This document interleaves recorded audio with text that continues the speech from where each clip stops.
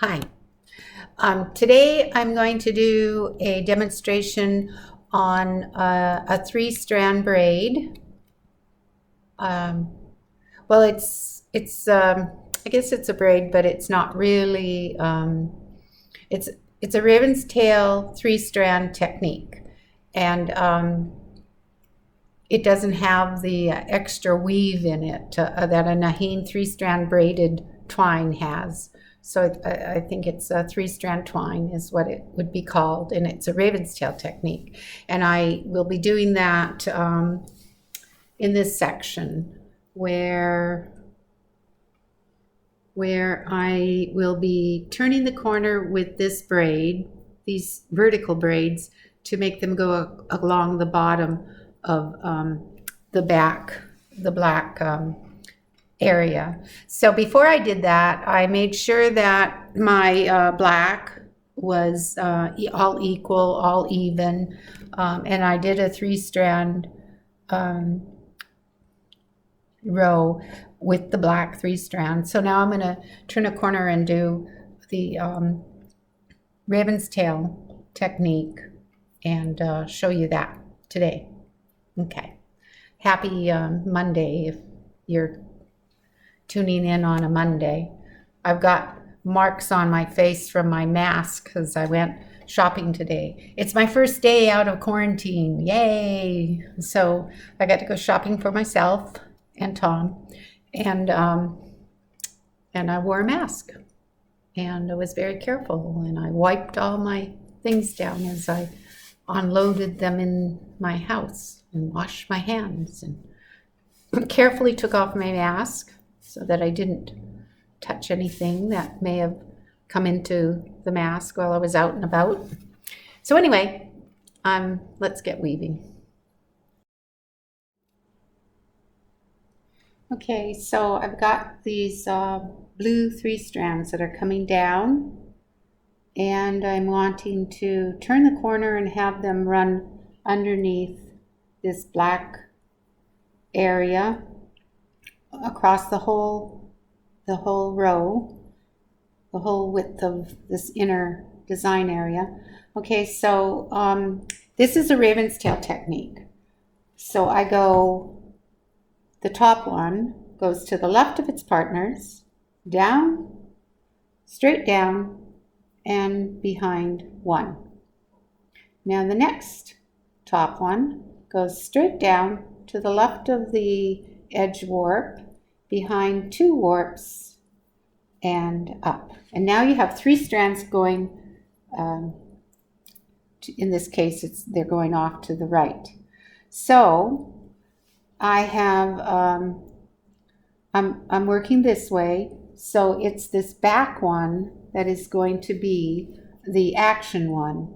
And it's a simple matter of going under the partners, down across two warps, and down where that front one came up, and behind two warps.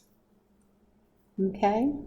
So now this one is now the back one, the action one. It's going to go under its partners, down where that first one came up, behind two. Now this is the action one. It's going to go under its partners, down where that first one came up, and behind two. So we've got, actually I don't like how that doesn't cover there, and I'm not sure why that is that way. So let me go back.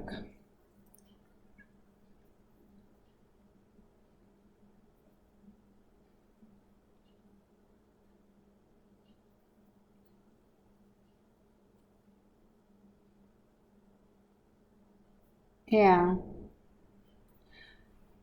Sometimes when you have more than a few techniques, you just use what you need.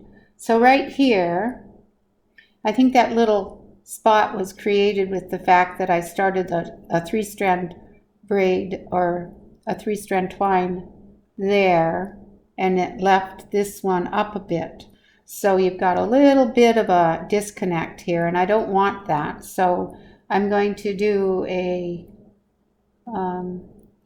naheen action by going left, right, and then down. And now this one will go straight down. Let's see if that makes a difference.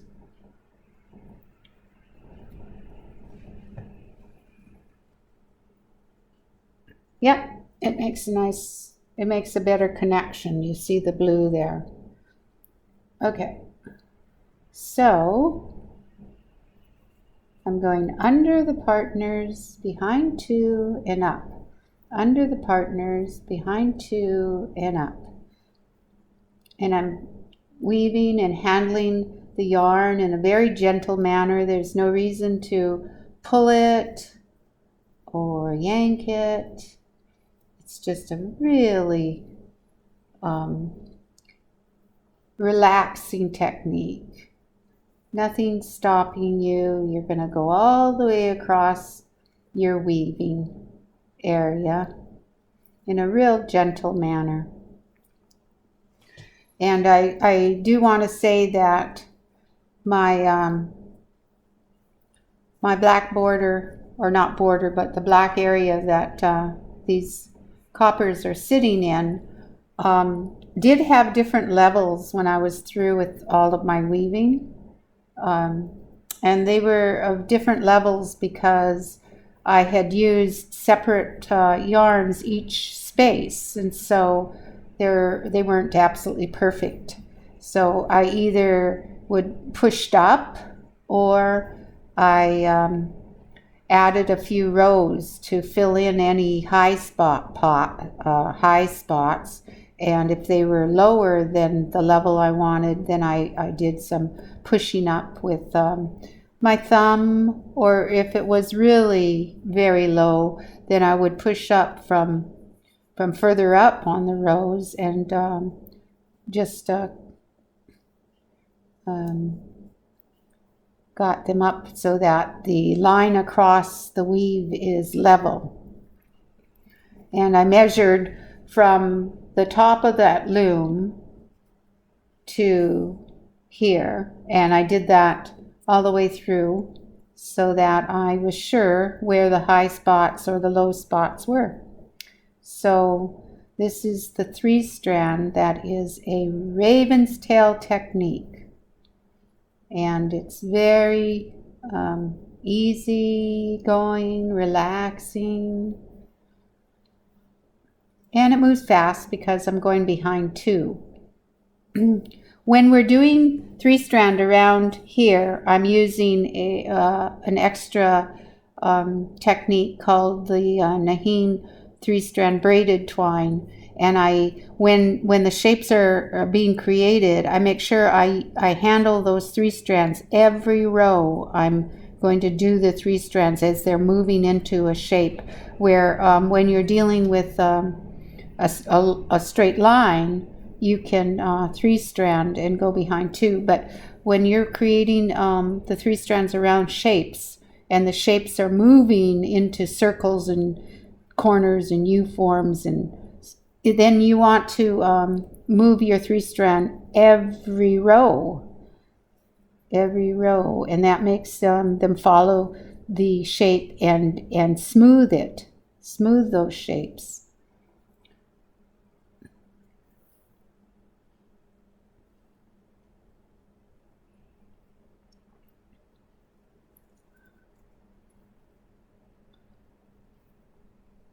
So as I said, here are a few twine pieces that are left over from when I was handling these separately, and this must be where one of the strands I just dropped, either because I didn't need it anymore. So when you come upon something like that, again, you just include it in those warps that you were going to pick up anyway. And then later, after a few rows, then you can trim them away. So there you go. That's what I'll be doing today. And then tomorrow I'll show you how to do a rigid weft technique. And that's how I did this little blue border here. It was a rigid weft technique. So with can you see the back of my weaving? See those little dots, the series of dots there? That's how the back of rigid weft looks. And then if you want to see the back of a tinna, you can see that there's the step joins, but you don't see them in the front because you have those beautiful smooth braids that smooth them out. And then here's an example of how it looks from the back when I needle up and then trim. I could trim it even a little bit better, but right now I'm not going to. I may later, but I kind of like evidence of how the robes are created. Just like when I paint my watercolor paintings, I'll quickly sketch with a pencil the layout of the composition, and then some watercolor artists would erase those pencils later when they could. But me, I like to keep the bones of the creation right there. So anyway, so I may trim that better or I may not. It's all how I feel later on. Because the backs are not really that, and never have been in traditionally. The backs have never been something that you want to really have to worry about it being absolutely perfect. There was always, those are where your trade secrets are, and I don't really worry about those backs.